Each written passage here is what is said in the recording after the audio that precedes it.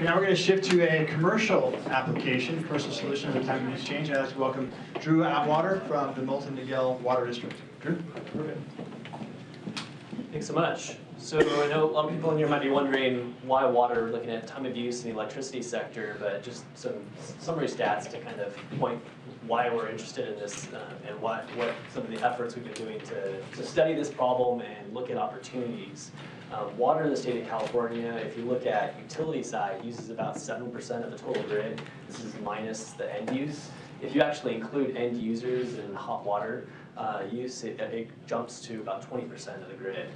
So we're one of the largest sectors in the electricity space and often a leader in water efficiency and other types of efforts. And so huge space for opportunities to collaborate with the energy sector and to work towards developing some innovative solutions to some of the challenges identified with the shift with time of use rates. So we look at Milton Niguel Water District. We're about 10 miles south of here off the toll roads. We serve 6 cities: City Laguna Niguel, Aliso Viejo, Laguna Hills, Mission Viejo, and little pieces of Dana Point and San Juan Capistrano. We have a 7-member board of directors, and one of my directors is here today, Director Cave, but I appreciate their support in a lot of our innovative efforts and looking at these kinds of problems. We were formed in 1960. We've been a leader in recycled water use. We're 100% dependent on imported water, so all of our water either comes from the Sacramento Bay Delta or the Colorado River, so it comes from pretty far away and it takes a lot of energy to get it. We also we have an annual budget of about $135 million. We look at where our water comes from and the energy intensity of that. If you actually look at the State Water Project, which is about half of our total water supply, that one end use of electricity uses about 2 to 3% of the whole grid. It's a huge amount of electricity. You can imagine taking water and moving it over the Tehachapi's takes a lot of electricity, and so it's a huge end use. Additionally, if you look at our service area, we have about 12 pressure zones.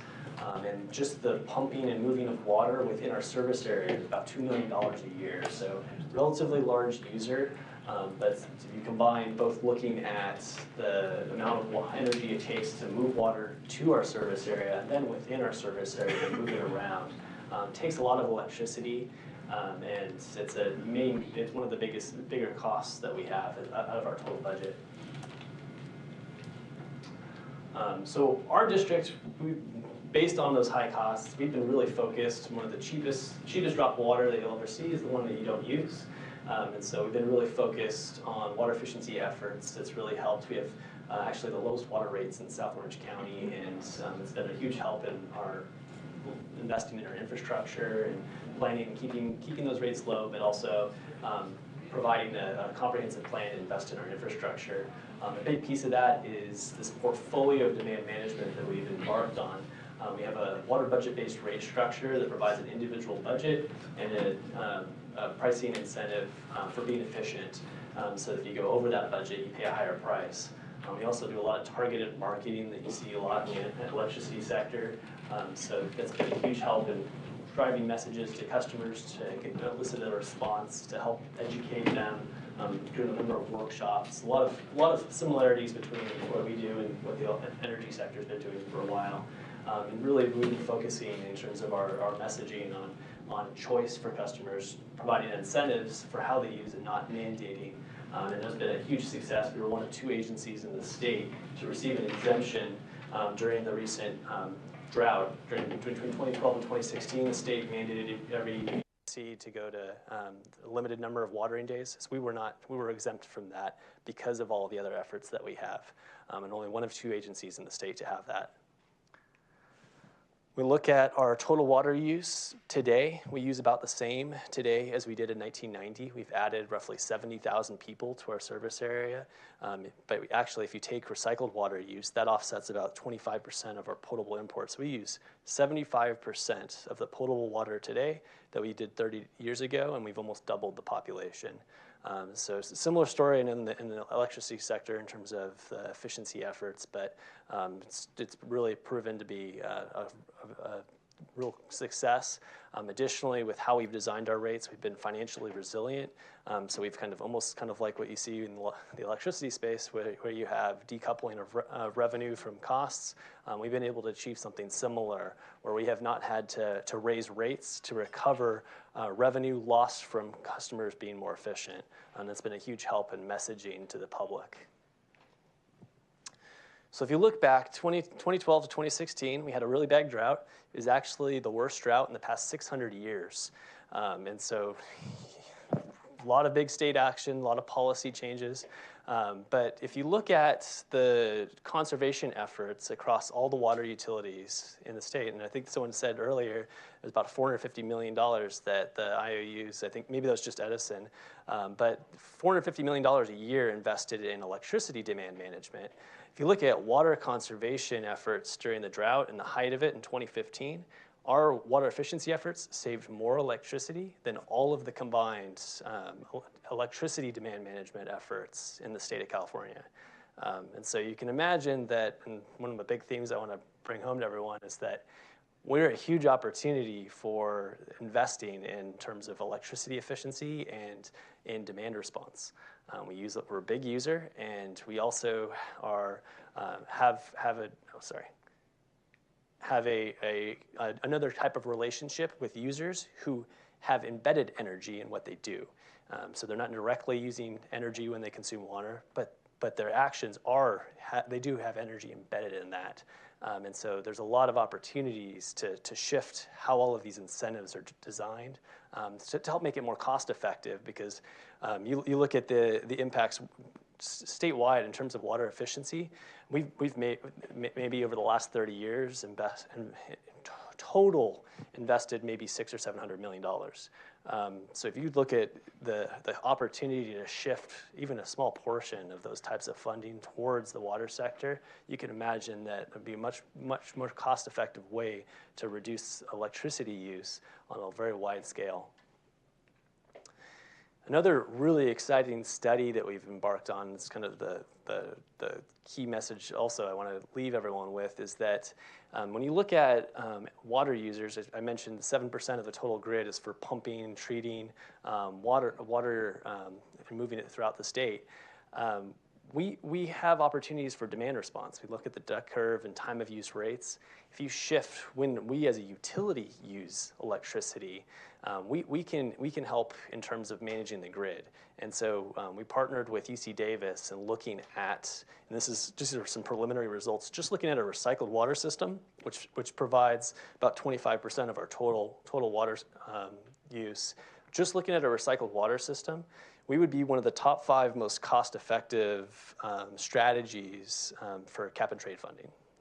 So currently not in the prioritization scheme when you look at cap and trade, but just looking at that, we would be one of the top 5 most cost-effective ways just through shifting when we use electricity and designing incentives to help in moving that needle. So we see a huge number of opportunities as a large commercial electricity user to partner and work towards innovating in this time of kind of some challenges with shifting to time of use rates. One of the other big parts of this is we've been partnering with other utilities and working on integrating data, but the challenge has been at the CPUC, there's been a hesitation to incentivize cold water savings from the water sector. And if you look at the prioritization of cap and trade funding, water sector's not been prioritized in the past. And so this study, hopefully, Frank Loge, the lead PI for this, he's been a big advocate for and pushing based on all of this research that he's been doing of the opportunity space for water and amongst these discussions. But it takes a lot of integration of data. You're not talking about just one resource. You're talking about integrating data across 2 industries in order to really understand. We have 12 pressure zones. Each pressure zone is going to have a different embedded energy in them. And so needing to take that high resolution data, combine it with the time of use issues on like the grid, takes a lot of work, but ultimately it helps create a lot of really innovative solutions. So biggest thing I want to leave everyone with is that we're willing and able and to look at partnering and thinking about ways to help in managing these types of challenges, and work with the electric sector to help in this time of uncertainty and volatility. So thank you.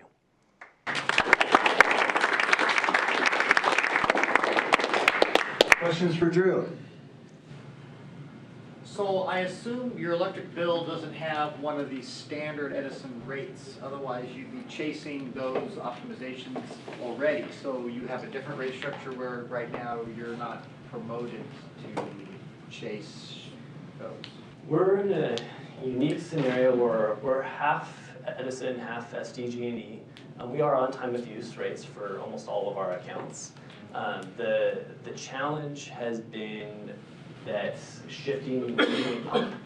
Most of our pumping is at some odd hours in the middle of the night, and so it's aligning with the independent system operator with the challenges with. So time of use rates were implemented to meet some of the grid challenges, but that's I mean that duck carve chart that's not perfectly aligned with what if you look at the time of use rates, and so I guess the more detailed response is that we would be able to respond in some situations to that type of day ahead, don't pump at this time or do pump at this time, and it could help in mitigating the challenges with the broader grid. And if you aggregate all the water utilities across the state, it can help and mitigate that and avoid some of the rate shocks that you see.